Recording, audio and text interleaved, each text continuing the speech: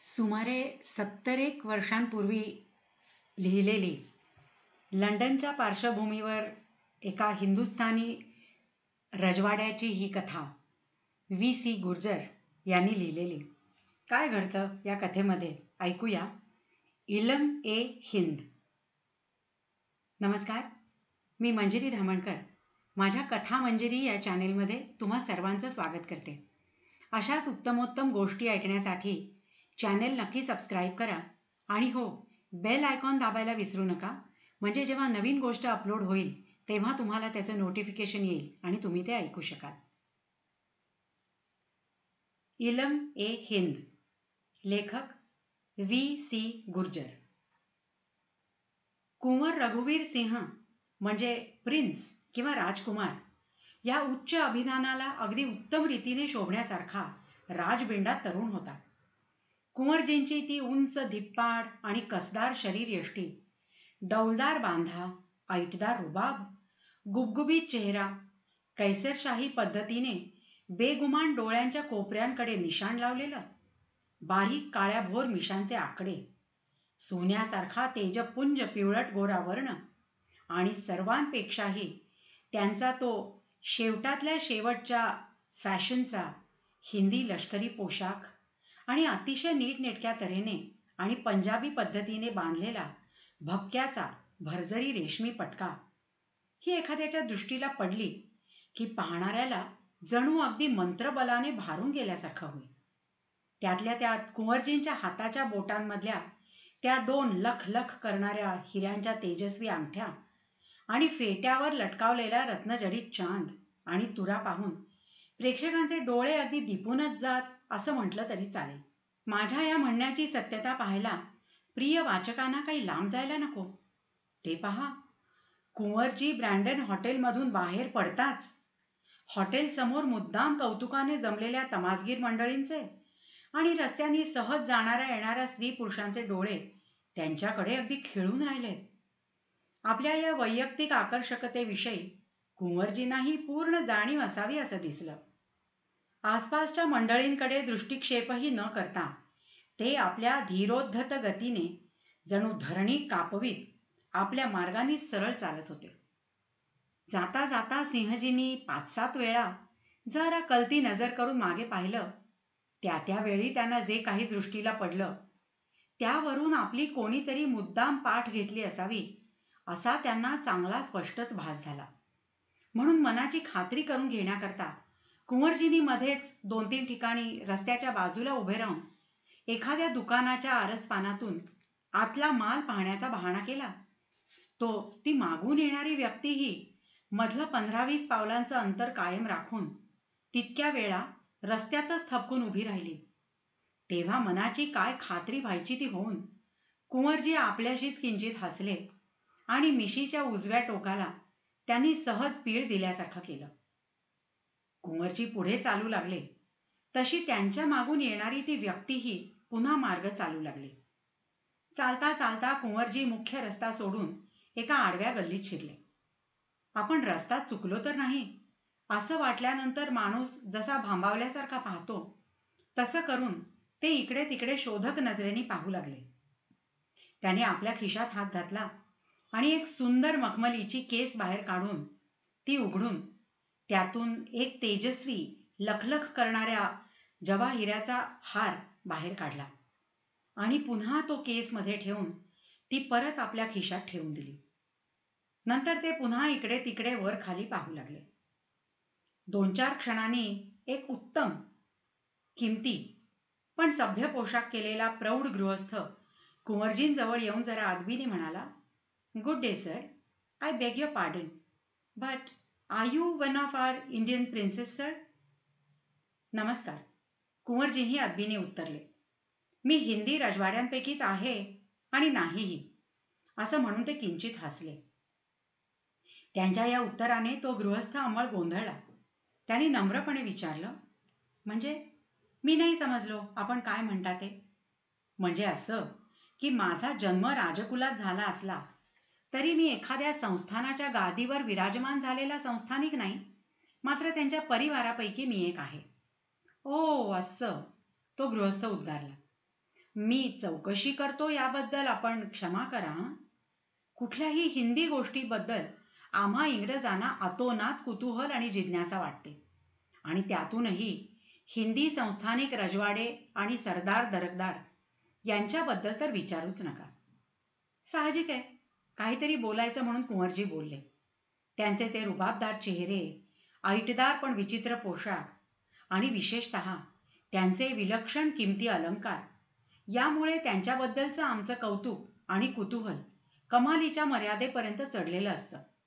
आमच्या वर्तमानपत्रातून हिंदी रजवाड्यांच्या विलक्षण आश्चर्यकारक संपत्तींची वर्णनं वाचून आमची डोकी तर अगदी फिरून जातात.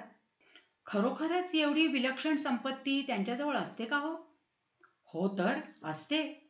वर्तमानपत्रातील वर्णनं अतिशयोक्तीची नसतात असं मी माझ्या माहितीवरून आपल्याला खात्रीपूर्वक सांगतो. किती सुखशाली आणि सुदैवी लोक हो तुम्ही, तो गृहस्थ म्हणाला. आम्हाला तुमच्या सुदैवाबद्दल खरोखर भारी हेवा वाटतो पहा. असं म्हणून तो किंचित हसला आणि म्हणाला, हिंदुस्थानात आपण कोणत्या प्रदेशात असता? पुण्याला?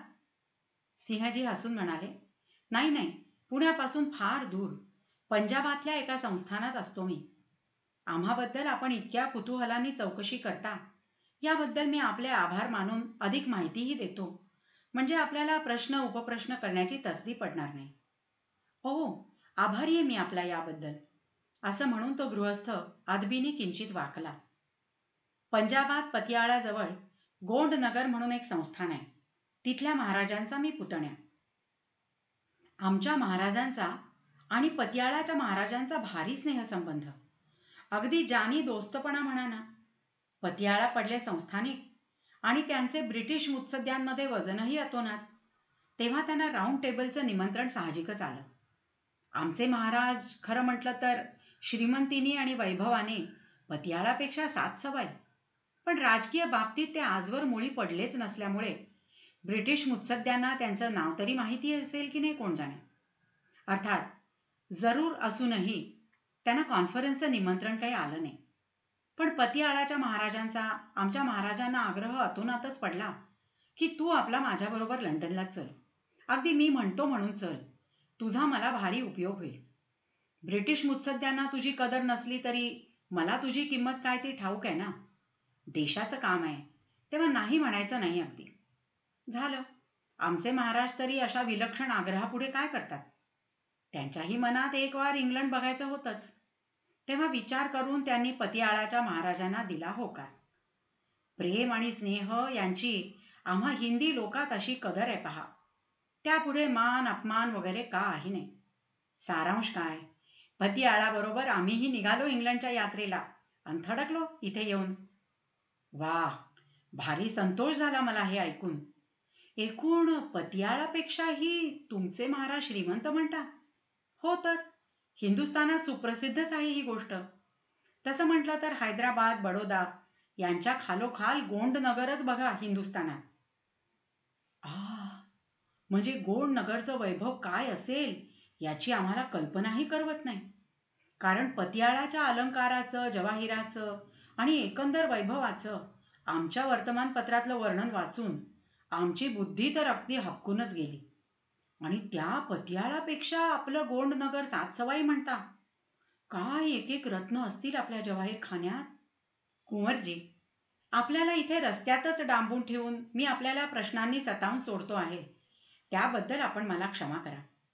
चमत्कृतीपूर्ण आणि परमेश्वराच्या लाडक्या हिंदुस्थानाबद्दल आम्हाला अतोनात आदरपूर्ण जिज्ञासा असते हे मी आपल्याला मगाशीच सांगितलं. मला ही जिज्ञासा पूर्ण करून घेण्याची इच्छा पुष्कळ दिवस होती.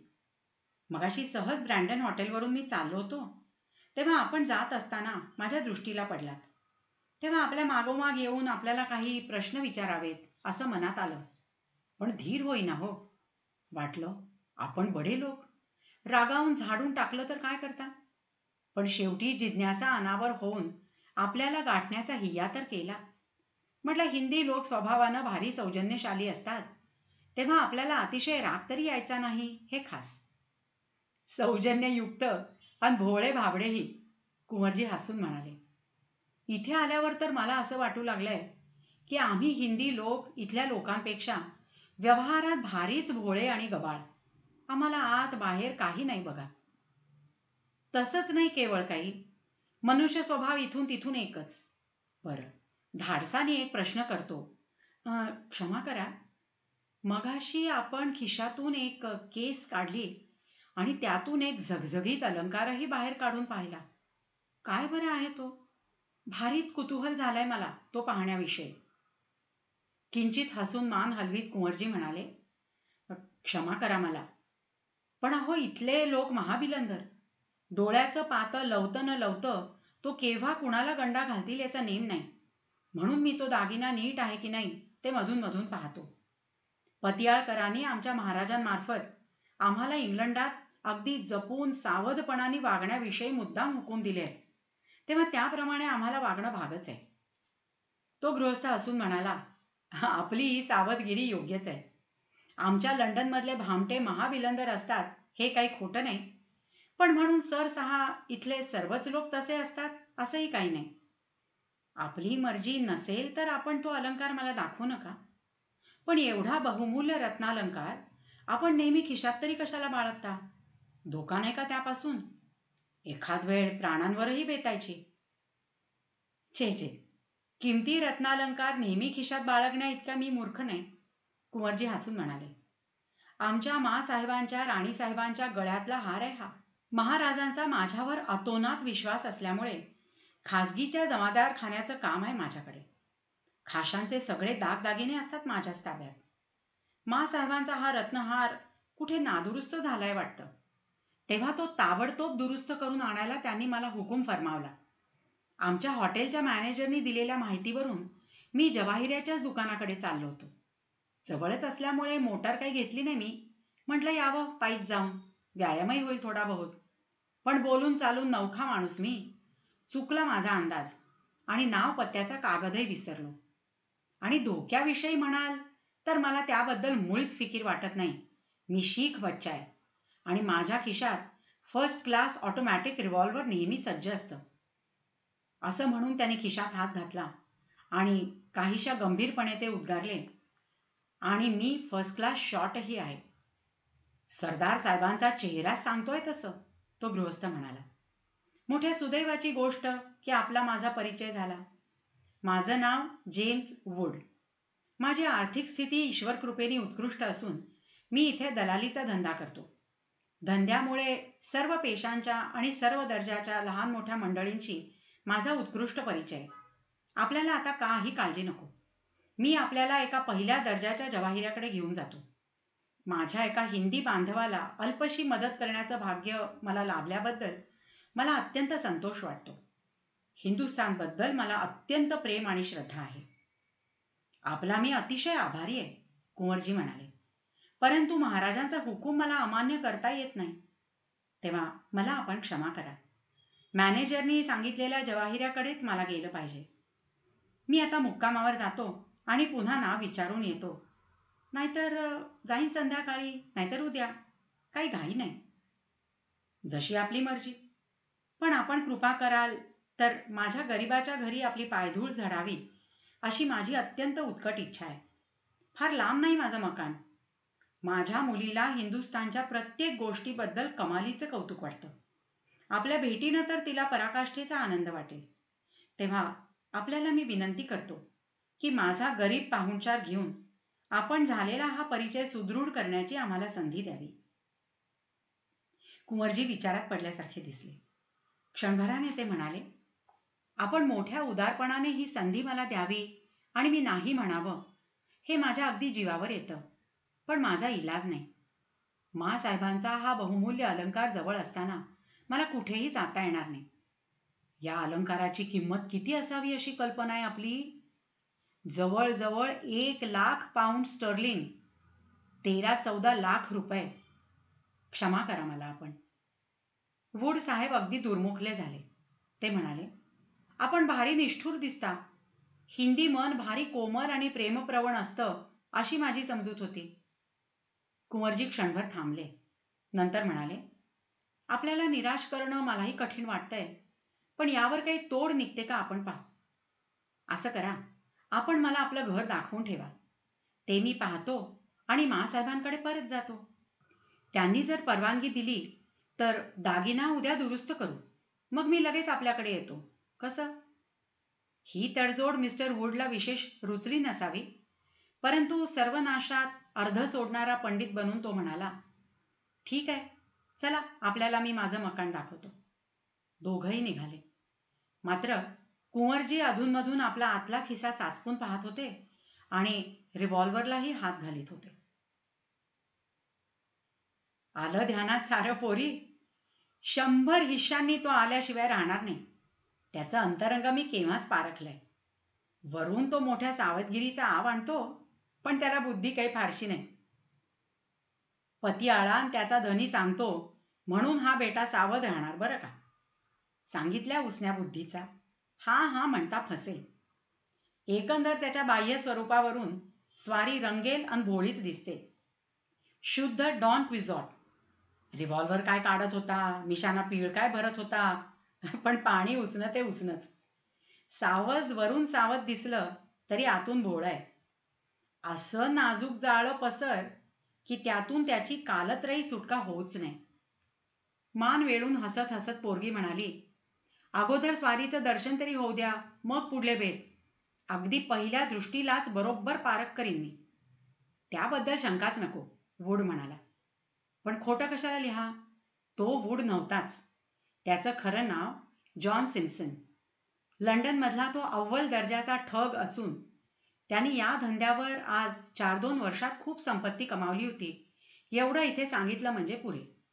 आणि ही पोरगी म्हणजे त्याच्याच कंपनीची मुख्य भागीदार असून ती त्याला धंद्यात अगदी उत्तम साथ देत असे. बाह्यतः ती उभयता बाप लेक म्हणवीत. सिम्पसन पुढे म्हणाला, कौशल्यानेच त्याला पुरा घेरला पाहिजे बरं का. एडिथ, दमदाटीने किंवा दंगा फसाद करून मात्र काही वळायचं नाही.